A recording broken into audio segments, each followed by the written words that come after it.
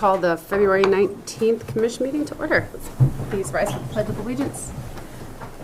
Pledge allegiance to the flag of the United States of America and to the republic for which it stands, one nation, under God, indivisible, with liberty and justice for all. All right, good morning, everybody. Please remember to sign in on our sheet in the back. Just write your name and contact info down. If you come up to the podium, please say and then spell your name too for the record. Is there any public comment on any subject not on the agenda?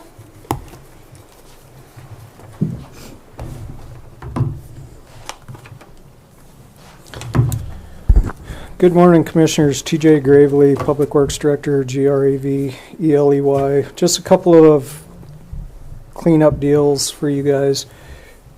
March 15th is our annual weight restrictions on certain roads.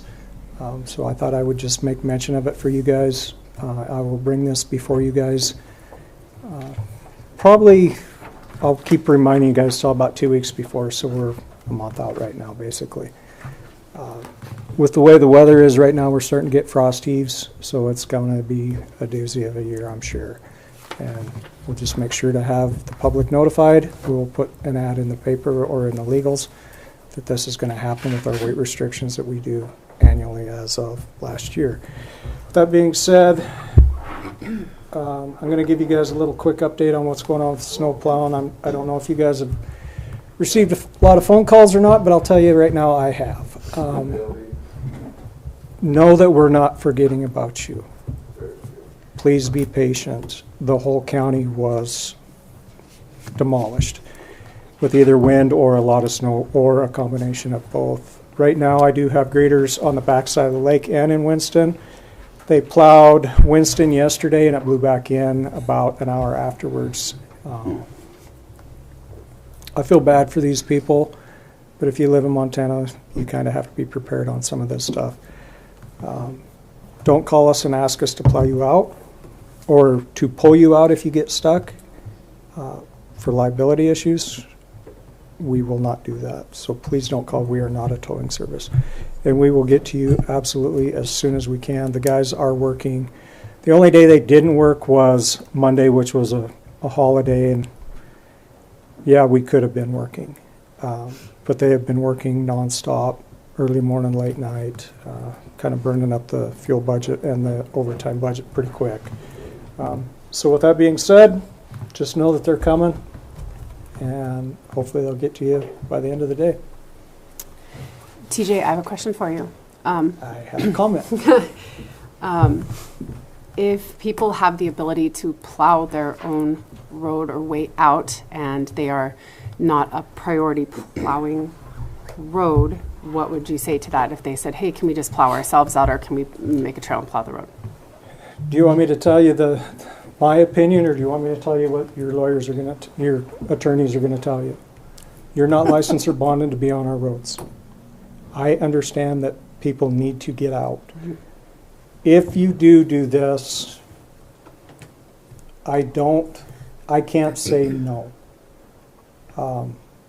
But if you do it, please plow everything south and east instead of to the north like people are doing to us.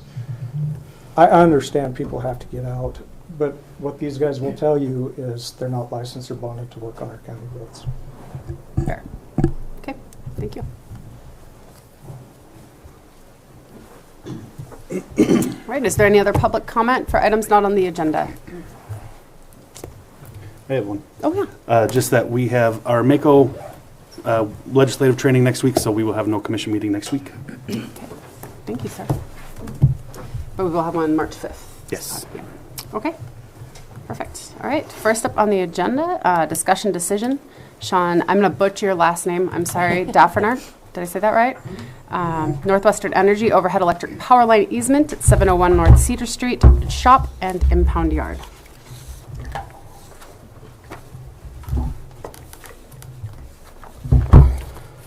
Okay, my name is Sean Daffner. I work for Northwestern Energy. I'm the town manager for Townsend White Sulphur.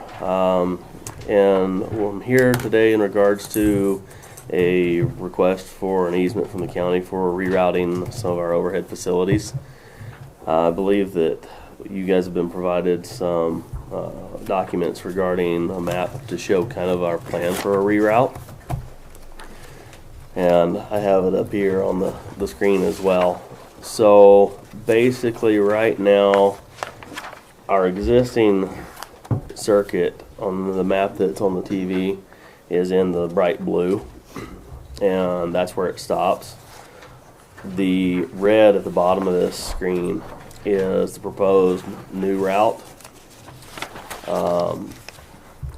Basically what we're planning to do is to run that along the property boundary for the county's yard. And then there's 2 spans that we're planning to remove, which go right through the middle of the county's yard and then across into, I believe, some of what the city has.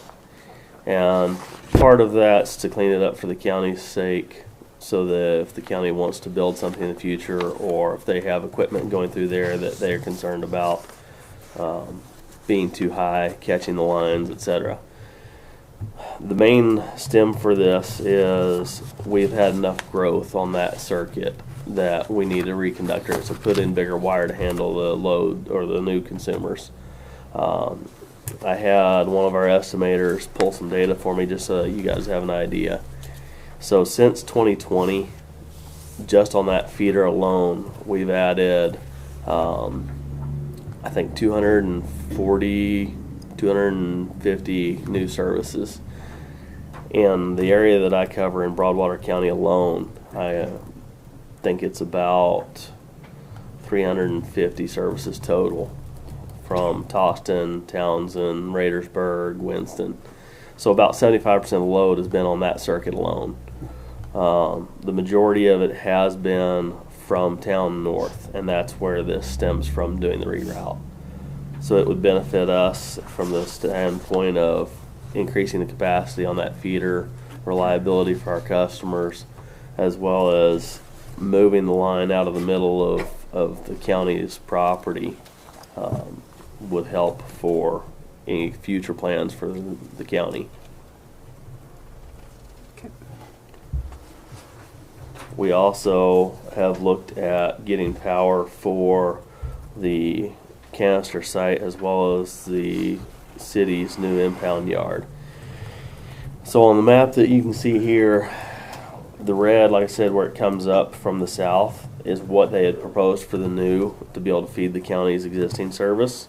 Since those 2 spans, let's see here if I can make that clear. So basically, these 2 spans that are highlighted with the dark blue would go away. In order to feed the new services for the canister site as well as the impound yard, the bright green is something that we would pick up as cost to be able to extend that because of our planned reroute. If the county were to come in later on and say, hey, we want these services, then that cost would go to the county versus us right now. So it's a benefit to the county at this point. Any questions? Yeah, the counties, we're paying a portion, I believe, and this is routing to the new impound building, or remodel, I guess, like refurbished impound building. So sheriff's office is also paying part. Can you clarify that, TJ? Madam Sorry, Chair, TJ Gravely, Public Works. That's a different setup. This is just the cleanup for the road shop and rerouting the line. The one Okay. that you're referring to is in addition to providing power to the Cedar Street and to the impound yard. Okay. That's where that would be split. Okay. That's a little different project. Okay. Thank you for If that was clarifying.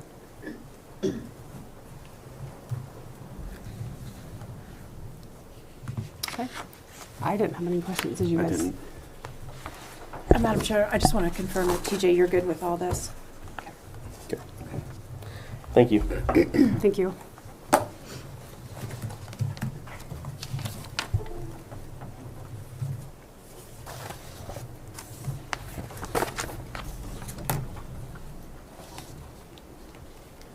Okay. Are there any other thoughts, any questions, comments on this one? Okay.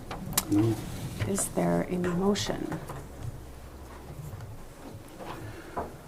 I would move to approve the Northwestern Energy overhead electric power line easement at 701 North Cedar for the shop and impound yard. I will second that motion. Okay, there's been a motion and a second to approve the overhead electric power line easement at 701 North Cedar Street shop and impound yard. Is there any public comment? Is there any public comment? Any public comment? Hearing none. All those in favor, please signify by saying aye. Aye. All those opposed, same sign. Motion passes. Madam Chair, I would just like to thank Northwestern Energy. We have a great relationship with you and always have, and appreciate your time and effort. Thank you. Yeah, thank you. Thank you for coming in today. Thank you for using the screen too. That's helpful for everybody. Mhm. All right. Next up on the agenda, back in the spotlight, discussion decision, TJ Gravely, Public Works Director, purchase of 2 snowplows from Lewis and Clark County for $50,000.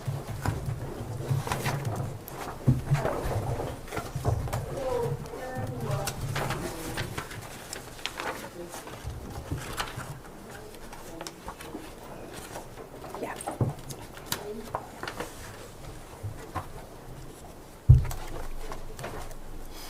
Thank you.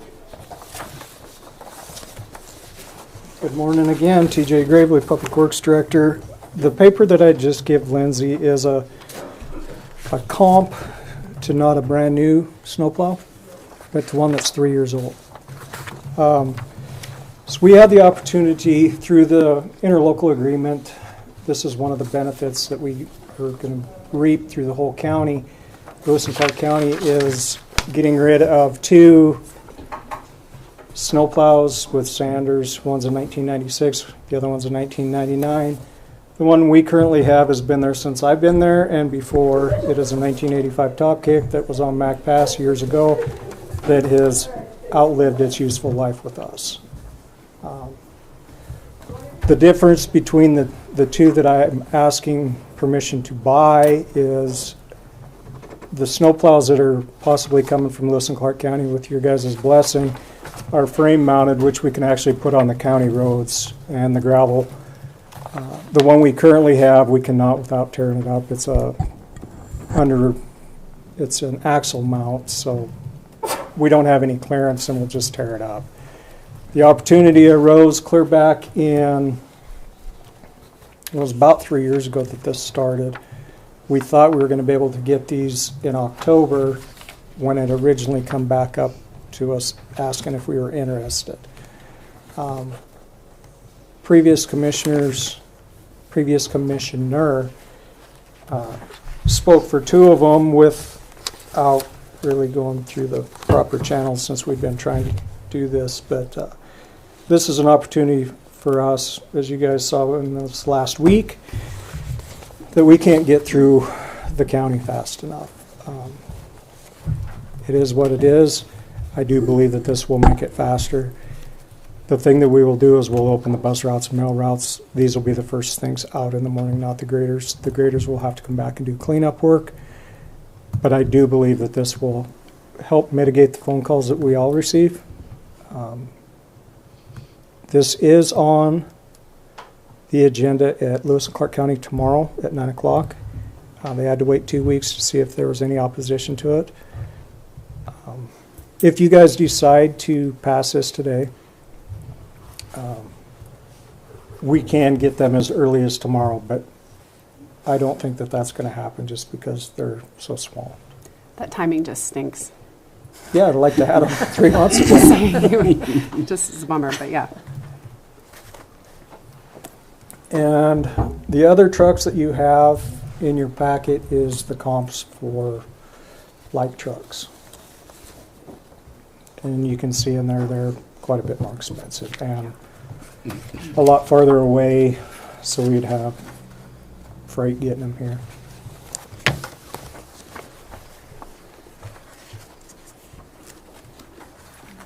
It's good. I hope Lewis and Clark County is able to get everything passed tomorrow because it's beneficial. I've been I've been on the phone quite a bit this last couple weeks with their road superintendent, and he's pretty confident that it's going to pass. They were just waiting for if there was any opposition against it. It looks like they're using MCA 7-8-101 to do the sale, and then we've followed our procurement policy. Yep. We've gotten comps and whatnot, so. Yeah. I think it sounds good, other than just the timing was a bummer, because I bet you could have used them last week.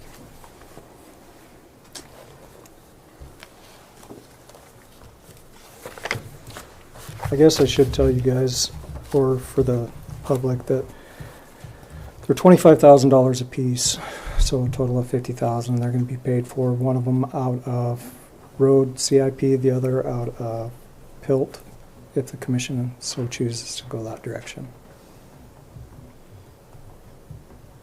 Okay. Do you have any other questions? Madam Chair, I had just have a quick question for TJ. And you have the staff to run these? I do. I'm always short-staffed, but I do have the staff to run this. As we get farther into next year, when we have the big milling project going on down at Three Forks, this will help clear all those roads up faster on the blacktop. So we can send one to Three Forks, we can send one to Winston, or we can send one to the bus routes and one to Three Forks, because Three Forks is, I don't know if you guys have been down there, it's not in real good shape down there as far as the snow. This might be one that we can set up with Tim at Tim's Diesel to leave down there and just run a pickup down. And that might be an option looking forward. On a kind of a separate note, with all the snow, we're expecting warm weather. Should, since you have a moment to add that, is there anything people need to do or you don't want them to do with roads and all the melting snow that is going to be happening? Like I said quickly? before, is if you plow your driveway out, don't plow it across the county road. Please, throw it in the ditch.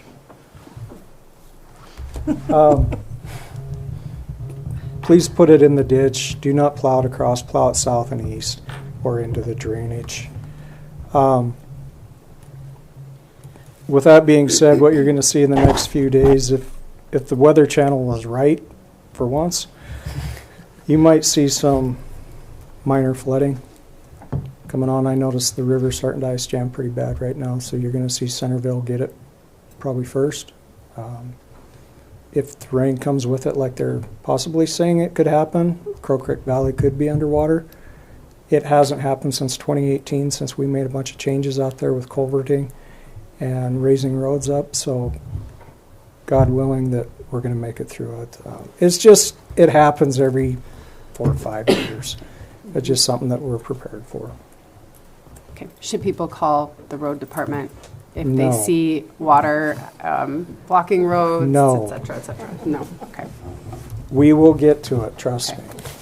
Okay. Please call the county commissioner. Oh, thank you. Thank you. The chair. You guys are funny. You guys are funny. Yes, they can call. Her number is. Okay. But I'm telling you that we You'll will get to you'll it. get to it. Okay. Okay. Thank you. Do you have any other questions? Oh, Chairwoman Rickmeyer, Deputy County Attorney Galen Minor, is the Text My Gov app an appropriate resource for citizens to use, though, for this sort of information, or is that beyond the scope of what we're using that app for? no, we can do two-way with TextMyGov. We haven't, it's enabled. Right now, people can text, and in fact, we had somebody text in last week. We're still working it out because we didn't want to fully advertise it until we made sure we could respond quickly and accordingly. And we Okay. were ready to do that. But yes, they can. I think Misty feels confident she'll get the emails. I'm getting copies of that. It comes I'm to an getting email them for as us. well. Okay. So yeah, people can use TextMyGov for that.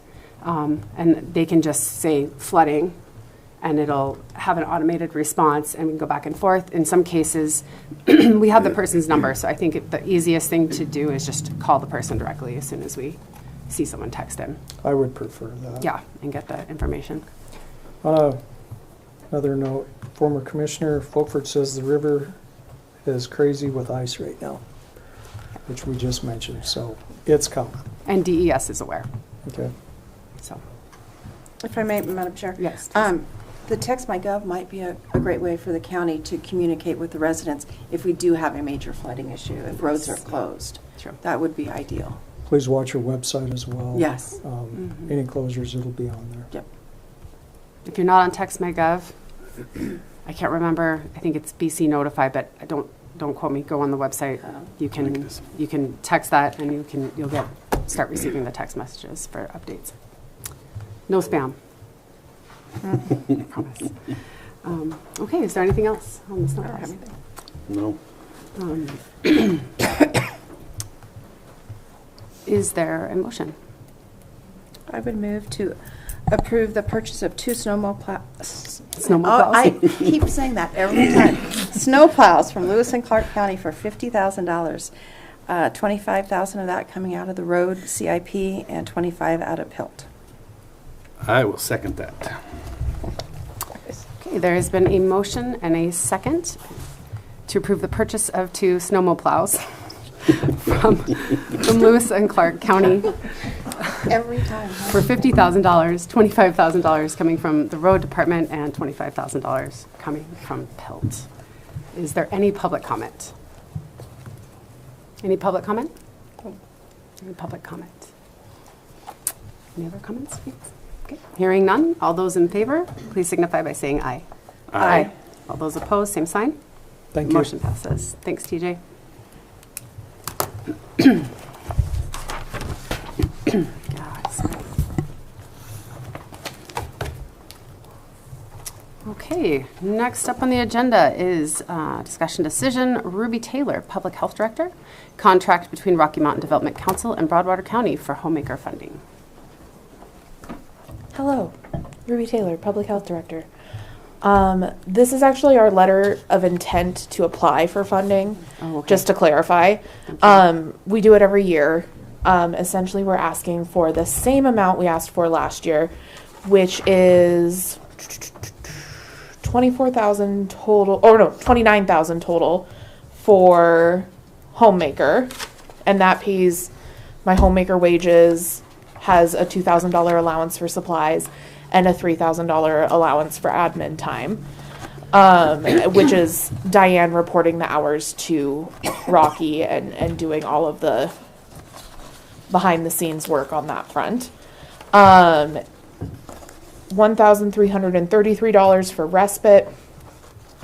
That is strictly for wages essentially, and then the $333 is a match from the county, which we usually use PILT funding for, I believe, every year. So it's typically built into my budget for the year. And then the last one is skilled nursing, which is a total of $9,000. That's $7,000 for wages, $1,000 for supplies, $1,000 for mileage reimbursement or travel or anything like that, and that'll total that out. So this is just what we ask for. We have never actually gotten this amount, except for when we had extra COVID money from Rocky, and with the administration change and things at the federal government level, there's some wishy-washiness with the area on agency the agency on aging anyway, and so it's a big ask this year, but we're still going to ask. And if we continue to get the same funding, we might have to scale back our program a little bit, but right now we're just kind of floating her along. Okay. Ruby, what did you receive last year from them? I believe it was our typical funding that we get from them every year, which I believe is a total of 14. Okay, so you ask for more, but usually expect less. Okay.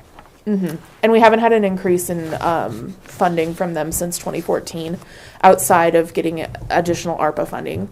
Okay. But our base funding has never increased since 2014. So we do for an increase, but it's a very limited budget at the state and federal level, which is unfortunate because I guess no one in federal government is worried about being old and not being taken care of. But Yes, they're there. They just get taken care of. It's fine. So it's one of those that it's a point of contention in my world, but we do the best with what we can. Can you talk more about the Homemaker program real quick and just so people know what it is? So our Homemaker program is a program where we go in and we visit elderly and disabled people. Preferably we look for people who are like under the poverty markers so that we can be using these funds as like judiciously as we can. But we have had a couple people who like maybe have funding but don't, like insurance doesn't cover a home health nurse or something like that, and we'll come in and set up meds. And so the Homemaker itself is just the cleaning part of it. So I have one gal who works part-time, and she comes and goes to, I think we have 16 or 17 clients on her list.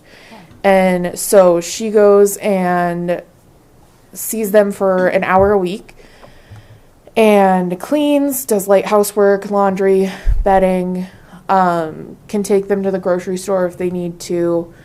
They just kind of work things out to accommodate the client.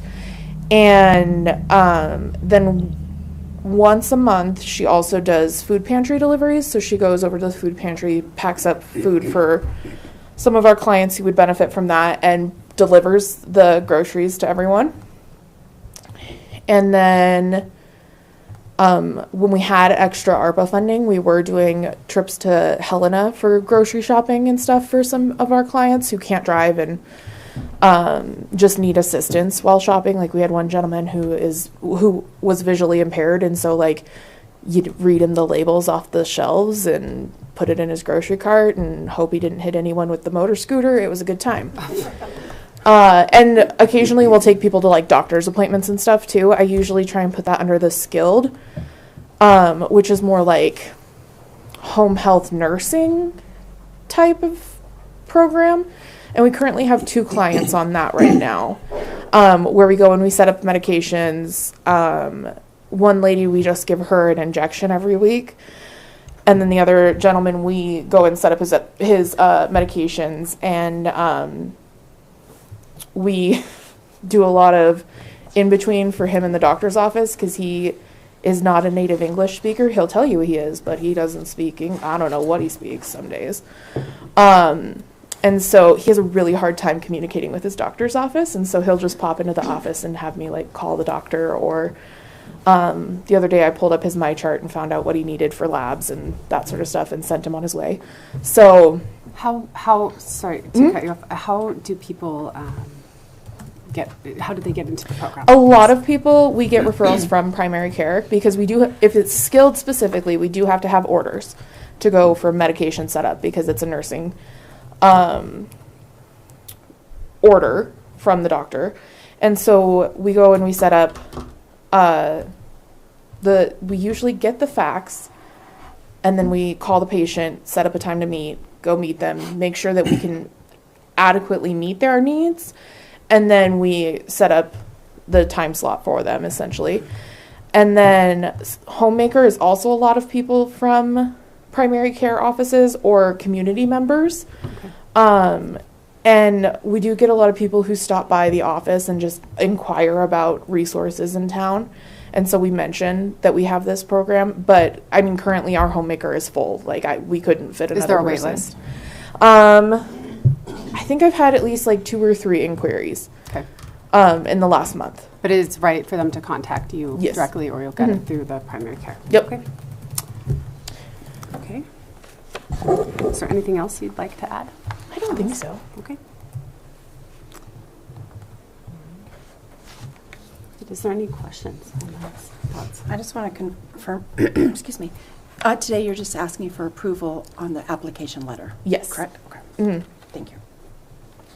I don't have anything else. Basically, we just have to make sure that you guys know we're applying for these funds and you're cool with it. So. We are cool with it. Okay, thanks. Well, I guess we'll vote on that. We'll decide if we're cool with it. Okay. All right, is there anything else? It's really little, but there's one typo on, let's see, the one for the skilled nursing. On the second one, it says the funds received for a skilled nursing program, hours spent instead of hours spent. Just in case you want to Diane switch is it over. so fired. I will let her know. Very little, but I just will let let you her know. know. Be careful with editing because you'll be a go-to for editing. That's her. Oh, she'll be I know what happens absolutely with that. mortified. And like, it would be way more typos if I did it, to be clear. So Me too. I can't be that mad. Fair. All That right. was the only thing. I mean, it looked really clean cut. Looked good. She's very good at what she does. All right. Is there a motion? I would move to approve the letter of intent to apply for the grant, I guess, from the Rocky Mountain Development Council. I will second that motion. Sorry, for the homemaker funding. I should add Okay. that too. Sorry. Okay. It's all right. I gotta say this right. There has been a motion and a second to approve the letter of intent between Rocky Mountain Development Council and Broadwater County for the homemaker funding. Is there any public comment? Any public comment? Any public comment? Hearing none, all those in favor, please signify by saying aye. Aye. All those opposed, same sign. Motion passes. Thank you, Ruby. Thank you so much. All right, next up on the agenda is the discussion decision, the sanitarian contract between Gravel Bar Consulting LLC and Broadwater County. This doesn't renew until April. It is for the dates of April 1st of 2025 through March 31st, 2026. This is for our sanitarian, Megan Bullock, who is wonderful. And I will add that sanitarians are next to impossible to find. So they're very valuable. She has done an incredible job. She's great to work with. She's very skilled, very detailed. She is completing now, she's really expedited the DEQ approval process. She has the contract for that, which has been very helpful. She does like the food service and consumer safety, septic systems, anything related to that with our land use as well. We are very, very fortunate to have Megan. Is there anything you guys would like to add? Just ditto. Yeah. So many counties are in the, well, we are sharing her. She's not here full-time. But anytime we reach out to her, she's available. And so many counties are not in this situation. So, and to have one of Megan's qualifications and experience is unique. She is here Mondays. She's in office Mondays and Fridays, but best to make an appointment with her as she's out in the field, but she's in the county working on those days. And Daleen is also her assistant and handles a lot of the sanitarian, any info, contracts, applications, different things come in, you can talk to Daleen as well. All right. Again, this goes through April 2025, April 1st, 2025 through March 31st of 2026. Is there any other comments? Is there a motion? I would move to approve the contract between Gravel Bar Consulting LLC and Broadwater County. I will second that. Okay, there's been a motion and a second to approve the contract between Gravel Bar Consulting LLC and Broadwater County. Is there any public comment? Is there any public comment? Any public comment? Hearing none, all those in favor, please signify by saying aye. Aye. Aye. All those opposed, same sign. Motion passes.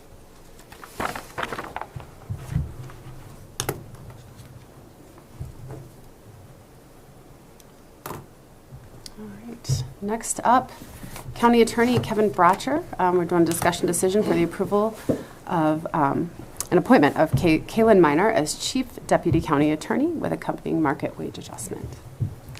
Hello, Mr. Bratcher. Good morning, Commissioners, Chairwoman Rickmeyer. So I think just to get started, just to sort of let y'all know about the legal framework of why I'm here.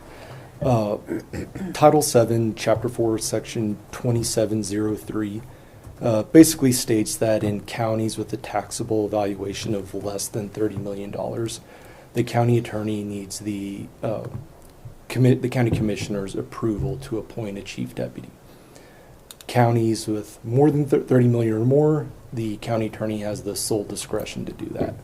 I checked with Mr. Jaraki, and Broadwater County is at $27.6 million, so less than 30 million.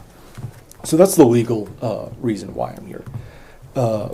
I'd say probably the more realistic, more honest reason is that Deputy County Attorney Minor has been an attorney for about 12 years, and back in last October, she sort of found herself in a position where Jania left to be the Sanders County Attorney, and Corey was running for office. And so she sort of felt the full weight of all the county attorney's work on her shoulders, and she carried that burden and dedicated her heart and soul into the county, and I think has done an awesome job in doing that.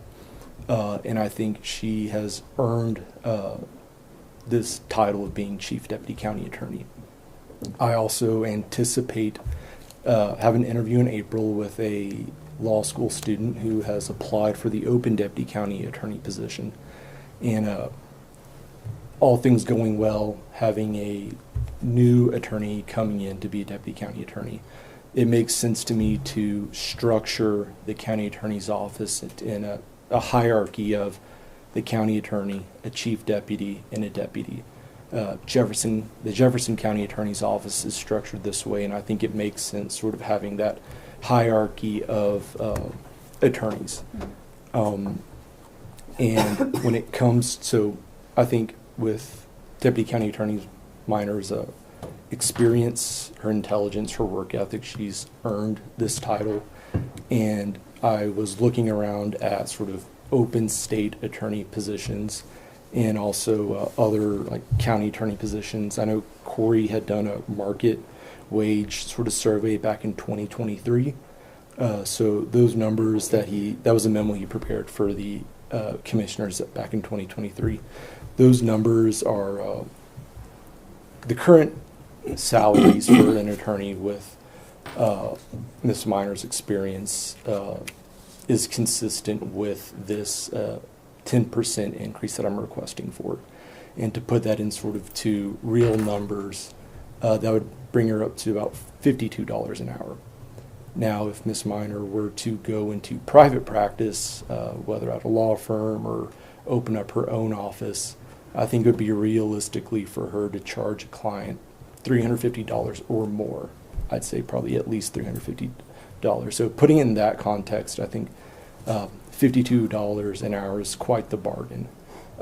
And also with having a new law school student hopefully coming in, having their salary be at sort of the floor of the job posting. My office doesn't need any more money. This is well within our budget. And I think with checking with Bill, we're still on track to come in under budget for the current fiscal year. So we would just be reallocating money that my office already has. So good news is don't need any new money, approval for anything like that. And like I said, I think Ms. Deputy County Attorney Minor has earned this. She's a very hard worker, very intelligent, and I think it is a title that is sort of well-deserved and that she's earned. And I'm asking y'all to approve that. Thank you. I will add, Deputy County Attorney Minor, you have been a saving grace for us. You have been so helpful on the civil side. It's been a blessing. I know I think the attorney position, the third attorney position was open for a very long time. I mean, we're pretty limited with what we can pay and afford here in this county. So it was a huge blessing when you came on staff last year. And it's really helped us be able to get a hold of things You know, Jania obviously was doing work when Corey was gone, so it's just been a backup and it's been difficult. But yes, thank you. We do have the money. It's there. We're not increasing or asking for more money or taking money from anywhere else. So I think it's a great request. Madam Chair, I have a question for you. Please. Yes. Will Kaylin's workload change? So her workload would essentially be continuing to focus on the civil side for the commissioners, but also I think if I were to get into a car wreck, something were to happen to me, you know, the general risks of being a living person.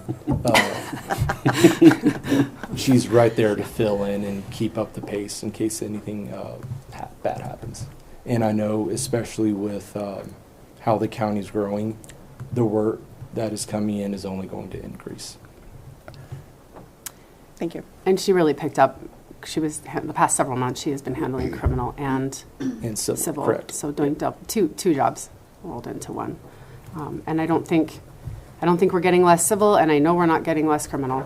So Nope. It's not slowing down, unfortunately. I think we're averaging about 2 new felonies a week so far.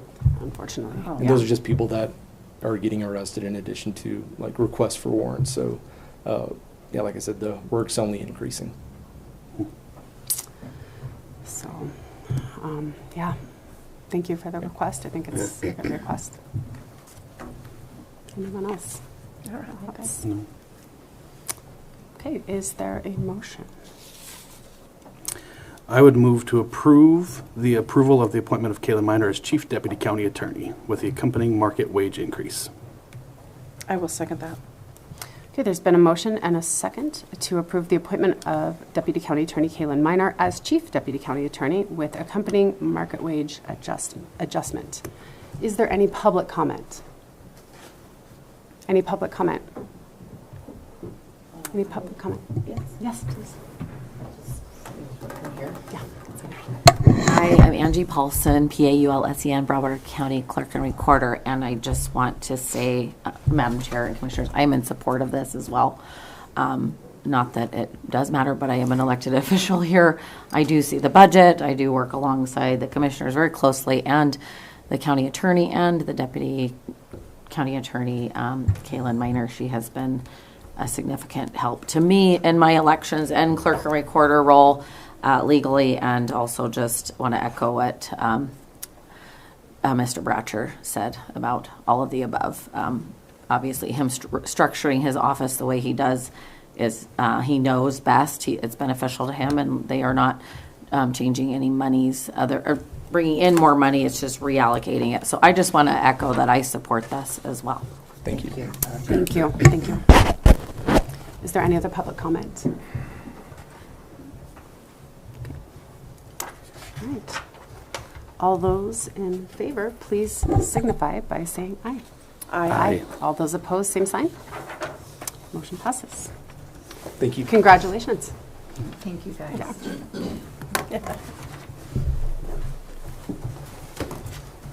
All right, up next, we have discussion decision, resolution to use Wheatland TED tax incremental financing funds to retain Dorsey and Whitney LLP for purposes outlined in MCA 7-15-4288.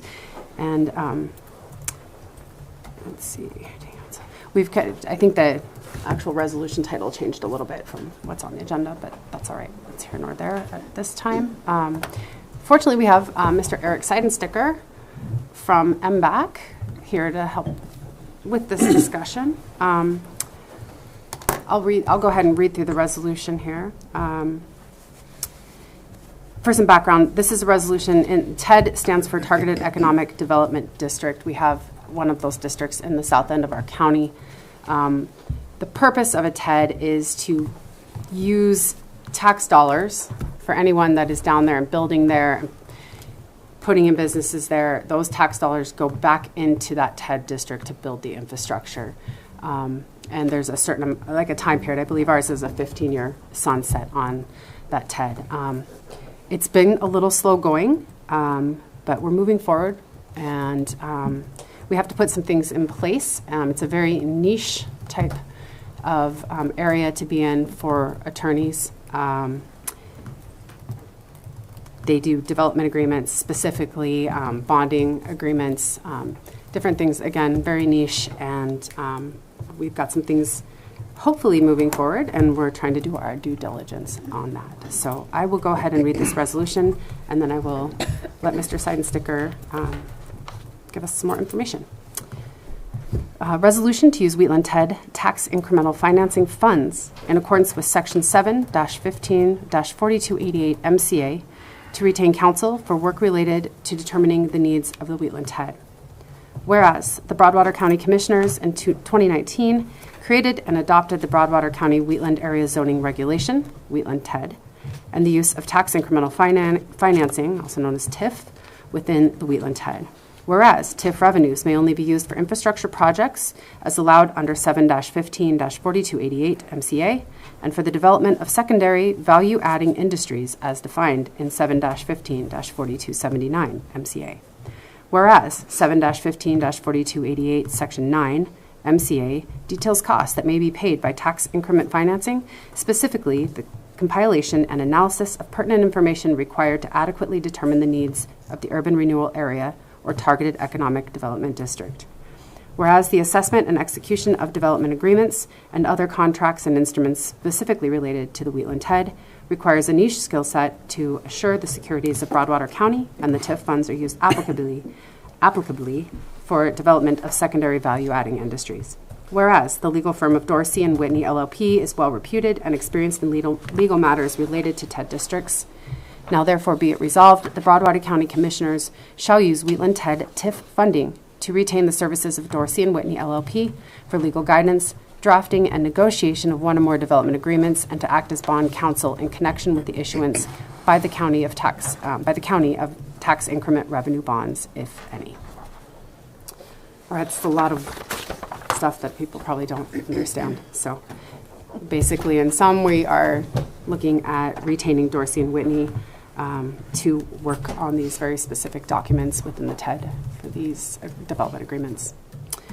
Eric, please. Good morning, Commissioners. First, I'll spell my last name. Eric, Seidensticker.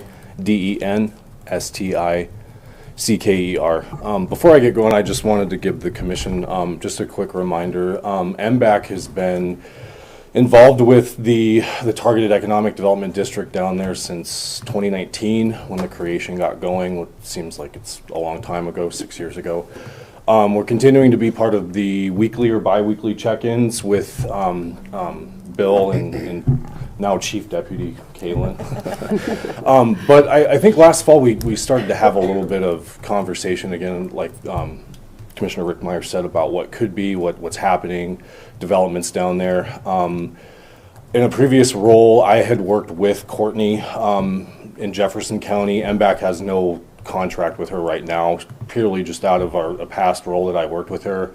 I know some of our other economic development counterparts in Bozeman and some other communities have used her to retain, or for retainers to do similar things. I think it's important because as activities do happen down there, there's an entire process related to bonding, to putting these agreements together.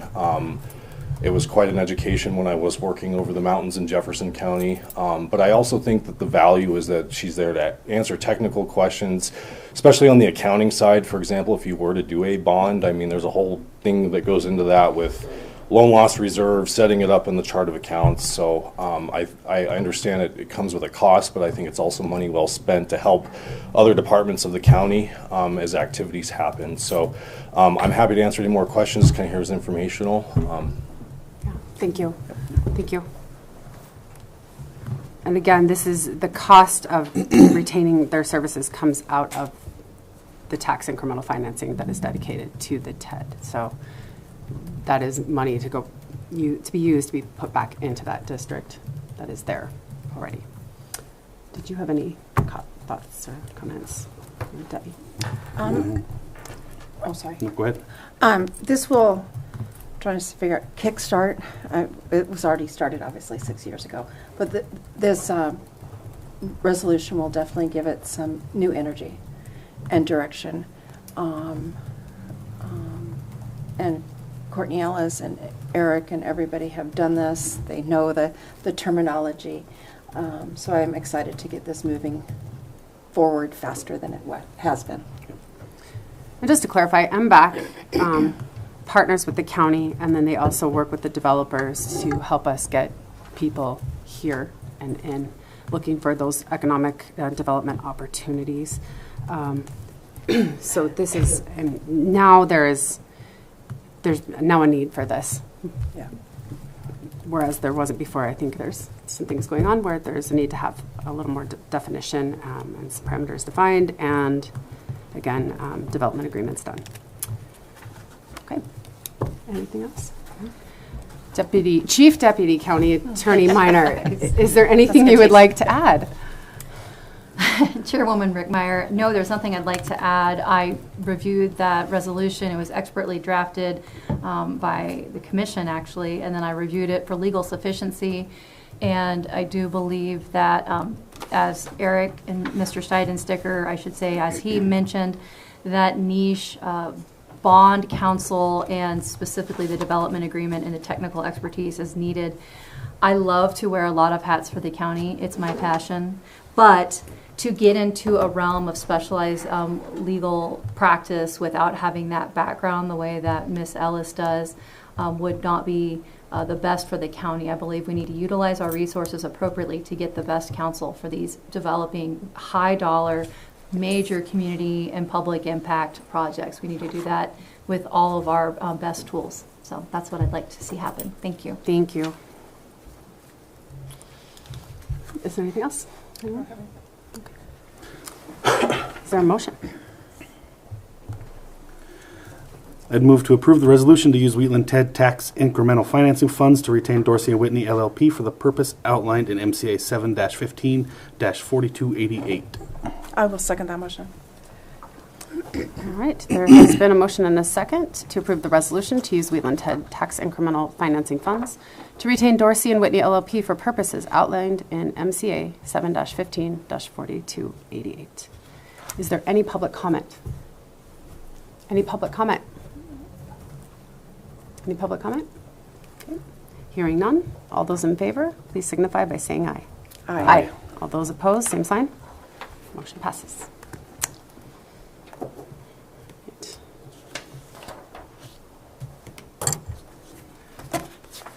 Mr. Seidensticker, thank you for driving all the way down here. Are you going to wait till after the meeting? I will. Okay. All right. Up next, last but not least, discussion decision approval of Rodeo Association grant for $47,689.30 from Broadwater County Trust Board. Good afternoon. I'm Kim Kondelik with the Broadwater County Trust Board, and we were presented with a grant from the Broadwater Rodeo and Fair Association in that amount for $47,689.30 for improvements to the fairgrounds. What they want to do is they want to improve the handicapped grandstands. They want to repair the ramp. They want to add some seating to their seating upgrade. They want to get a handicap park push mower. They also they need a new mower out there. Their mower is gone bad, really bad. It doesn't work. The last time they had to have it mowed, they had to have that hired done. So that's a real need out there. And they need a shipping container for their advertising signs that are around the arena every year. They don't have anywhere to store them to keep them in better shape through the years. And what they'd also like to do is put in an outdoor arena sound system. Some of them speakers are from the 70s. So this is what they want to do. And do you guys have your grant with you? Mm-hmm. Okay, if you have any questions, I'm going to let one of you guys come up. And they can answer your questions for you. And the Trust Board has approved this grant, and we're presenting it to the commissioners for their approval. Thank you. Thank you, Kim. Did any of you have questions? I don't. I did not attend the Trust Board meeting, but I did watch it online afterwards. Okay. And all my questions were answered during that presentation. Yeah, no, I was at the meeting. It was a very well-written grant. But any questions that came up were addressed there. And it looked really pretty straightforward and good to go. Yep. I know the mower has been an issue for a while, so I know you guys need that desperately, so, yeah, I had read through the grant. I didn't have any questions. All right. Any other thoughts? Okay. Is there a motion? I would move to approve the Rodeo Association grant from the Trust Board for $47,689.30. I will second that. Okay, there's been a motion and a second to approve the Rodeo Association grant from the Broadwater County Trust Board for $47,689.30. Is there any public comment? Any public comment? Now's your chance, guys. Any public comment? I would just add that they are doing a match for the funds. Yes, what was the match amount again? There's two different, there's $12,747.70 in cash and an in-kind of $6,202. That's right, okay. Thank you. All right, any other public comment? No? All right. All those in favor, please signify by saying aye. Aye. All those opposed, same sign. Motion passes. Congratulations. You guys get a new mower. Yeah. Thank you for all the work you do out there. Mhm. Yeah. Then one thing, that container too, we're gonna use it to store the mower. Oh, good. So I mean, so we can get it out of the commercial building, so Yeah. there'll be more room there. Good. Awesome. So, That's good. Good plan. Thank you. you got it. All right. Thank you guys. Okay. All right, we have a couple of things for consent agenda today. First one is we have a letter from Alex Potter for the LAC board. Letter of interest. It was approved at the last LAC meeting from that board, so they needed our final approval. It says, Dear Broadwater County Mental Health Local Advisory Council, I apologize for not getting this letter to you sooner. I currently sit as the chair for the Broadwater County Mental Health Local Advisory Council and would like to continue serving on the board. Warm regards, Alex Potter. I know Alex does a lot of work. They're kind of looking at LAC right now and trying to kind of reinvigorate and revamp LAC and really kind of reintroduce it to the community. Look at their organization, what they want to do. So that is in the works, and Alex is kind of leading that charge. Madam Chair, will this be for a 3-year term? Ooh, good point. I'm not sure. I believe it is a 3-year term since she's been there. Yeah. I believe so, but I'm not. All right. Any other questions? Okay. Is there a motion? I would move to approve Alex Potter to remain on the LAC board for a 3-year term. I will second that. Motion and a second to approve Alex Potter to remain on the LAC board for a 3-year term. Is there any public comment? Any public comment? Any public comment? Hearing none, all in favor, please signify by saying aye. Aye. Aye. All opposed, same sign. Motion passes. A couple claims.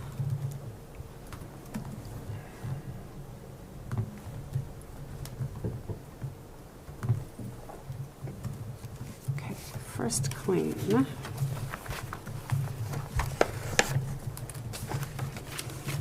First claim is for the amount of $38,136.99. I would move to approve the claims in the amount of $38,136.99. I second that. Okay, there's been a motion and a second to approve claims for $38,136.99. Is there any public comment? Any public comment? Any public comment? Okay. Hearing none, all those in favor, please signify by saying aye. Aye. All those opposed, same sign. Motion passes.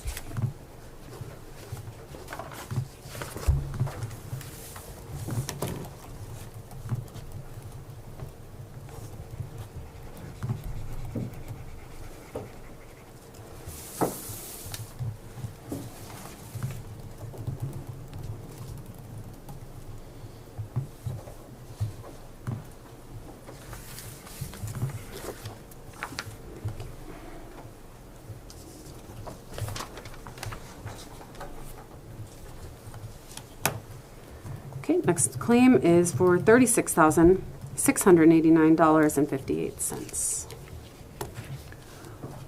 I'd move to approve the claim in the amount of $36,689.58. I'll second that. Okay, there's been a motion and a second to approve claims for $36,689.58. Is there any public comment? Any public comment? Any public comment? Hearing none, all those in favor, please signify by saying aye. Aye. All those opposed, same sign. Motion passes.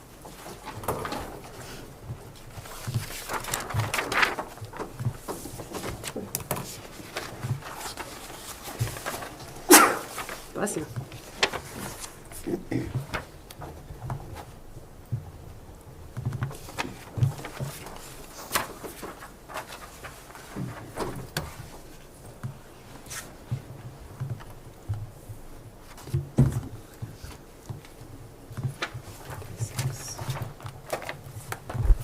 Thank you, sir.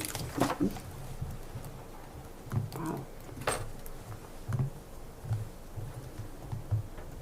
Okay, last claim is for $281,311.33. I would move to approve the claims in the amount of $281,311.33. I second that. There's been a motion and a second to approve claims for $281,311.33. Is there any public comment? Any public comment? Any public comment? Hearing none, all those in favor, please signify by saying aye. Aye. All those opposed, same sign. Motion passes.